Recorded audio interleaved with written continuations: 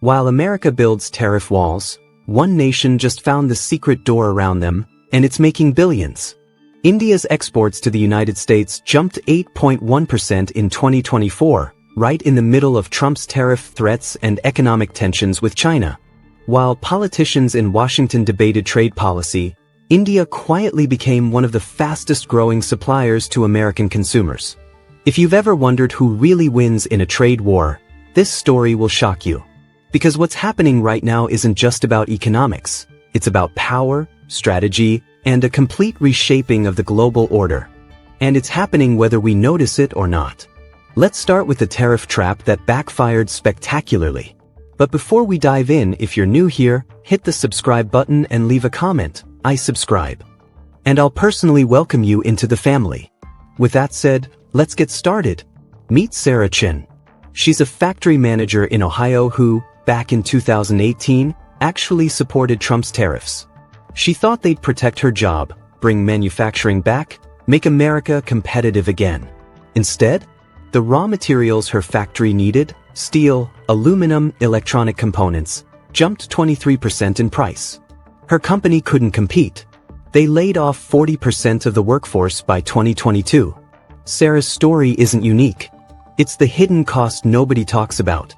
Here's what nobody saw coming. Trump's tariffs were supposed to punish China and protect American workers. But according to a 2024 study by the Peterson Institute for International Economics, U.S. consumers and businesses paid $230 billion more due to tariffs implemented between 2018 and 2024. That's not a typo. $230 billion in additional costs, passed directly to you through higher prices, lost jobs, and reduced economic growth. And while American companies struggled to absorb these costs, something unexpected happened halfway around the world. India became the fastest-growing major economy on the planet, with GDP growth hitting 8.2% in 2024. But how? How is India dodging these economic missiles while everyone else gets hit? The answer involves a 139-year-old strategy most countries forgot about. While American politicians argued on Twitter about trade deficits and national security, Prime Minister Narendra Modi was quietly signing papers that would reshape global trade for the next generation. The turning point? The G20 Summit in New Delhi in September 2023. Modi didn't just host world leaders. He positioned India as the voice of the global south and presented his country as the manufacturing alternative to China. The messaging was clear. We're open for business, we're democratic, we're stable, and we're hungry. Within months, 3 massive initiatives launched. First, the India-Middle East-Europe Economic Corridor was announced, a trade route that bypasses traditional choke points and directly connects Indian manufacturers to European markets. Second, production-linked incentive schemes worth $26 billion were rolled out, offering cash rewards to companies that manufacture in India. Electronics, automobiles, pharmaceuticals. If you make it in India, the government pays you to do it. Third, and this is the kicker, Apple now produces 14% of its iPhones in India. Just 3 years ago, that number was 1%. Samsung, Foxconn, Pegatron, they're all there now, building factories at breakneck speed. Let me introduce you to Rajesh Kumar, a small auto parts manufacturer in Chennai. In 2021, he was struggling to keep his 50-person factory running. American companies wouldn't work with him, they were locked into Chinese suppliers. But in 2023, everything changed. As U.S. companies frantically diversified away from China to reduce tariff exposure, they discovered Rajesh. His orders tripled. He hired 120 new workers. His revenue went from $2 million to $6.8 million in 18 months. That's the Modi chess move. Create an ecosystem where it's more profitable to manufacture in India than to pay tariffs on Chinese goods. But here's the hope. India's strategy creates real opportunities for entrepreneurs. Here's the fear. There's a hidden danger in India's rise that could destroy everything. And it's already starting. India's building highways at record speed, new ports are opening, and the rhetoric sounds like the Chinese miracle of the 2000s. But what's crumbling beneath the surface could derail the entire economic surge. The government announced a $1.4 trillion infrastructure push through 2030. Sounds impressive, right? Here's the reality check. According to India's own Ministry of Transport data from 2024, 63% of Indian roads still lack proper drainage systems. Power outages affect 240 million people every single month. In rural areas, consistent electricity is still a luxury, not a guarantee. Meet Priya Sharma, a logistics coordinator for a mid-sized exporter in Mumbai. Her job is to get products from factory to port to ship on time. Sounds simple? She loses approximately $4,000 per month because unreliable power damages temperature-sensitive shipments, causes production delays, and forces expensive last-minute air freight to meet deadlines. The World Bank released a report in March 2024 with a stunning conclusion. Infrastructure gaps cost India 2.1% of GDP growth annually. Think about that. India's growing at 8.2%, but it should be growing at 10.3% if basic infrastructure actually worked. Here's what India's doing differently than China did. Instead of building ghost cities and unused mega-projects, India's focusing on micro-infrastructure, rural electrification, local road networks, digital connectivity. It's slower, less flashy, but potentially more sustainable. The alternative solution? Public-private partnerships are scaling faster than government projects. Private companies are building dedicated freight corridors, industrial parks with guaranteed power, and even smart cities from scratch. But this next move could either make India unstoppable or create the next global crisis. And it has everything to do with people. India has 600 million people under the age of 25. Let that sink in. That's like having two entire United States worth of young workers, hungry, ambitious, and ready to enter the workforce. China's median age is 39 and rising. Japan's is 49. Europe's aging out. India's median age? 28. This is India's demographic advantage, a massive, young workforce right when the world needs an alternative to China. But here's the double-edged sword nobody wants to talk about. Only 2.3% of India's workforce receives formal skill training. In South Korea, it's 96%. In Germany, 75%. India has the people but not the skills. Let me tell you about Amit. He's 23, an engineering graduate from a decent university in Bangalore. Smart kid, good grades, speaks 3 languages. He applied to 200 jobs over 14 months. Nothing. He delivered food on a motorcycle to pay rent. His parents were devastated. They'd invested everything in his education. Then Samsung announced a massive semiconductor fabrication plant in Gujarat. Amit got into their training program. 6 months of intensive skills development. He's now employed at a starting salary that's 3 times what his father earned at his career peak. Here's the twist. Amit is one of the lucky 8%. What happens to the other 92%? McKinsey Global Institute released a study in 2023 with a stark warning. India must create 90 million non-farm jobs by 2030 or face significant social instability. That's 90 million jobs in 6 years. For context, the entire US economy has 160 million jobs total. If you're watching from the West, this matters to you.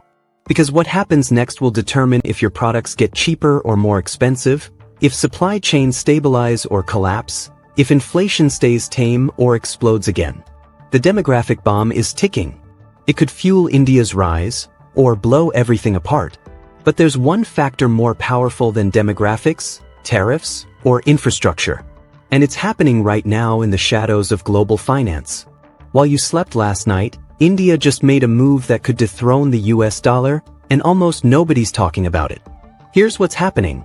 India now trades with Russia in rupees, completely bypassing dollar-based sanctions. Since 2023, 18 countries have signed rupee trade agreements, including the UAE, Saudi Arabia, and parts of Africa. India's digital rupee pilot program signed up 5 million users in just 6 months. Why does this matter? Remember when Britain lost reserve currency status after World War II?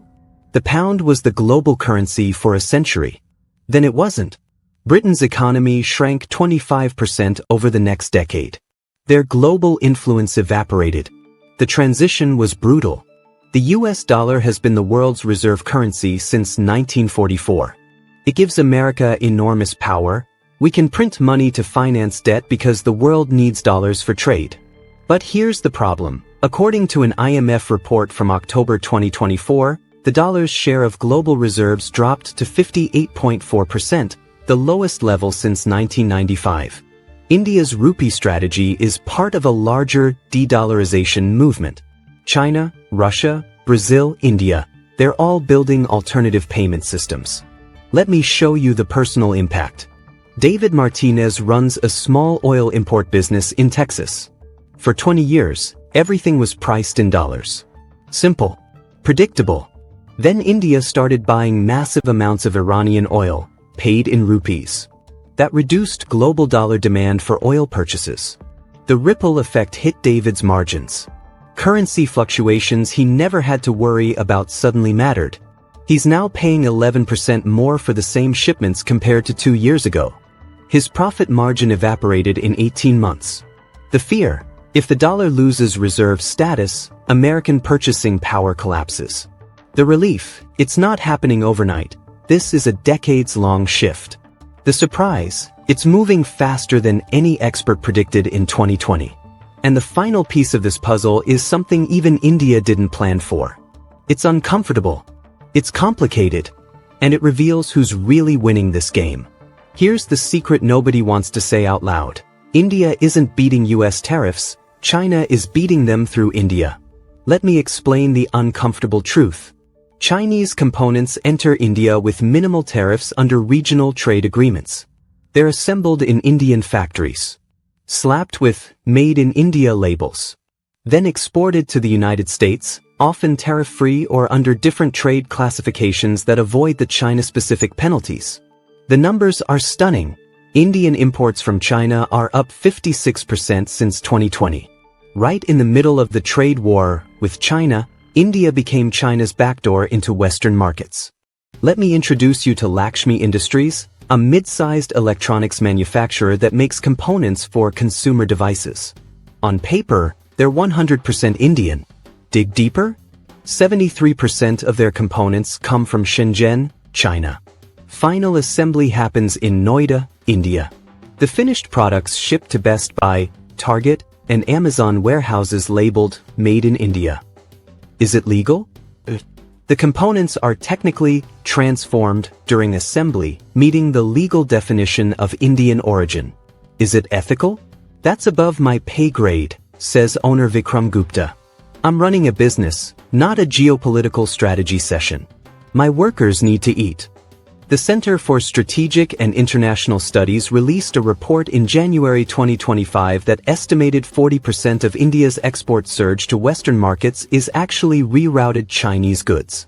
India is the world's most sophisticated tariff arbitrage machine. So the betrayal. If you thought tariffs were protecting American jobs, think again. The admiration. You have to respect the strategic brilliance. But here's the bigger question. Who's really winning this trade war? The answer will blow your mind, because it's not countries. It's never countries. Forget nations for a second. Let's talk about actual people. The winners. India's middle class, 350 million people, are seeing incomes rise 6.8% annually. That's life-changing money. First cars. First homes. Kids going to college. This is real upward mobility happening in real time. US consumers who found cheaper alternatives. Your iPhone costs the same, but it could have cost $200 more without India's manufacturing capacity absorbing production. Global corporations playing both sides. Apple, Samsung, Ford, they're not loyal to flags. They're loyal to profit margins. And right now, India offers the best return on investment. The losers. American factory workers in Ohio, Michigan, Pennsylvania. 137,000 manufacturing jobs were lost between 2020 and 2024. These aren't just statistics. These are people who built careers, raised families, and believed the system would protect them. Chinese factory workers seeing orders diverted to India, Vietnam, Mexico. They're losing jobs too, even though their country is supposedly winning the trade war. India's poor. The bottom 40% of India's population only saw 2.1% income growth. The wealth gap is widening, not shrinking. The rising tide is not lifting all boats. Let me paint you a picture. Split screen. James Thompson, 54 years old, just got laid off from a Pennsylvania steel plant where he worked for 28 years. On the other side, Anya Desai, 29, just got hired at Tata Steel's new advanced manufacturing facility in India. Both are victims and beneficiaries of the same economic forces. James told a local reporter, "I don't blame India. I don't even blame China. I blame the system that makes us fight for scraps while corporations make record profits." An Oxfam India report from 2024 found that wealth inequality in India is now the widest among all G20 nations. The top 1% of Indians own 40.6% of the country's wealth. If you've ever felt like the economy is a rigged game, you're not wrong. So what happens next? The prediction will disturb you. Here are 3 futures. One is already beginning. Scenario A, India wins. India becomes the world's 3rd largest economy by 2027, leapfrogging Japan and Germany. It absorbs 45% of manufacturing orders leaving China. The rupee becomes a regional reserve currency in South Asia and parts of Africa. Modi's bet pays off. India joins the ranks of true global superpowers. Scenario B, India stumbles. Infrastructure can't scale fast enough. Social unrest erupts from unemployment among educated youth. China retaliates economically, cutting off critical component supplies. Environmental disasters from rapid industrialization spark health crises. Growth slows back to 5% by 2028. The dream fades. Scenario C, everyone loses, and this is the most likely. We end up with a fragmented global trade system. No clear rules. Higher prices everywhere. Supply chain instability becomes permanent. The US doesn't win back manufacturing. China doesn't dominate.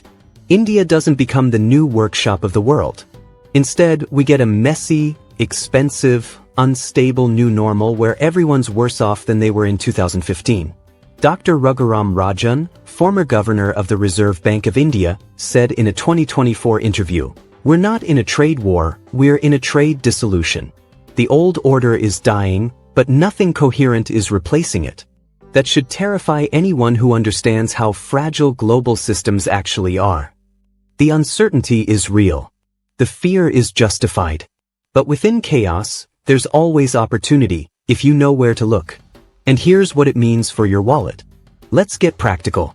What does all this mean for you, specifically, in the next 6 to 18 months? Smartphones. Prices will stay relatively stable thanks to Indian production capacity, but watch for quality control issues as new factories ramp up. Early iPhone 15 models from India had higher defect rates. Apple's working on it, but growing pains are real. Cars. Wait times are increasing. As supply chains reroute through India and other countries, the logistics are messy. If you're planning to buy a car, expect 2 to 4 month delays on certain models.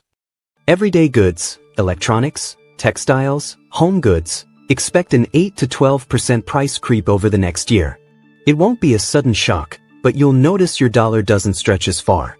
Investments. Indian stock markets were up 34% between 2023 and 2024. Spectacular returns. But volatility is increasing. If you're invested in traditional US manufacturing stocks, the next 18 months will be brutal as more production moves overseas.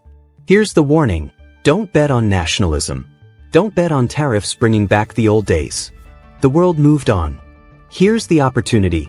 If you understand this pattern, manufacturing diversification, currency shifts, infrastructure bottlenecks, you can position yourself ahead of the wave. Let me tell you about Jennifer Wu. She ran a small import business in California, bringing goods from China to sell on Amazon. When tariffs hit Chinese suppliers hard in 2019, she lost 40% of her revenue almost overnight. Most of her competitors went under. Jennifer spent 2 years building supplier relationships in India, visited factories, negotiated contracts, built quality control systems, Today, she's not just profitable again, she's diversified across 4 countries: India, Vietnam, Mexico, and Turkey. Her advice? Don't bet on countries. Bet on adaptability. The businesses that survive are the ones that can pivot when the ground shifts. But there's one question nobody's asking, and your answer might reveal more about the future than any economic report. So here's what I want to know from you. Is India's rise a genuine economic miracle, or just the world's most sophisticated tariff dodge? And more importantly, should we celebrate cheaper iPhones even if they cost American jobs? I know that's uncomfortable. I know it's complicated. But complexity is exactly where the truth lives. Drop your honest take in the comments. And here's the twist. If you say it's complicated, you have to explain why in 3 sentences or less. Let's see if we can actually have a real conversation about this. Tomorrow's video reveals which other countries are using India's playbook and why Vietnam might be the next economic shocker nobody sees coming. You won't see that one coming. Hit subscribe if you want to understand the world as it actually is, not as politicians want you to believe it is. Because in a trade war, the real winners are the ones who understand the game isn't about winning anymore. It's about surviving what comes next. And right now, we're all just trying to survive the shift.